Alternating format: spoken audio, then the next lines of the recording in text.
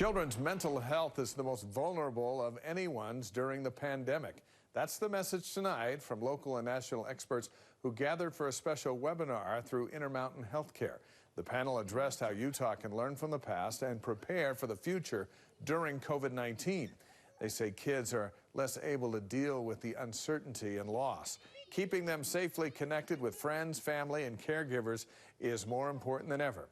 And experts say the best way to help children is to ask how they're doing and then work together to find a solution. It's all about opening the door to honest conversations. That's the theme of the webinar. Deanie? An American Fork mom is worried that her 5-year-old son's transition to homeschooling will leave him far behind the rest of the kids his age. That's because he's autistic and has severe speech problems. As news specialist Heather Simonson reports, it's a challenge with no easy solution. 6-year-old Cooper is a champ on his bike. Good job, buddy.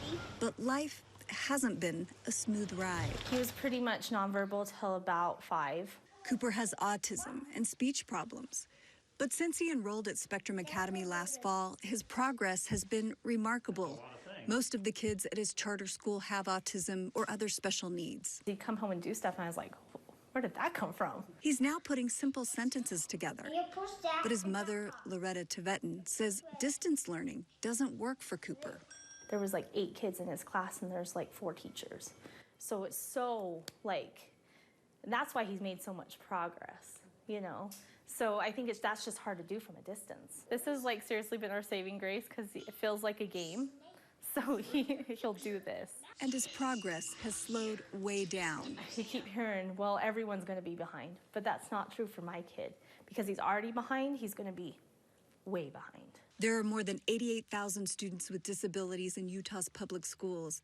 State officials say keeping them on track requires good communication between teachers and parents. Finding what works for that student, for that household, and for the educator as well. I think being creative and trying different options to be able to support a student with a disability is really important. Even while the classrooms are empty here at Spectrum Academy, teachers and counselors are working hard to help kids learn online and through regular counseling appointments because early intervention is so critical. We have our occupational therapists and our speech therapists that still do sessions virtually with our students and help the parents understand how they can help them at home. For Liz Banner, director of academics at Cooper's school, the mission is personal.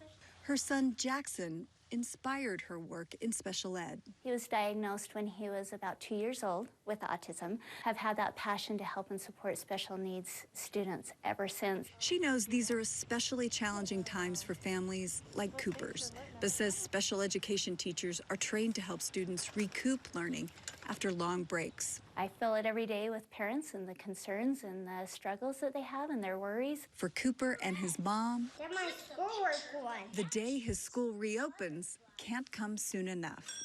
Heather Simonson, KSL 5 News. Heather, thank you. There are many special ed resources online for parents, and we've put those links on our website, ksltv.com.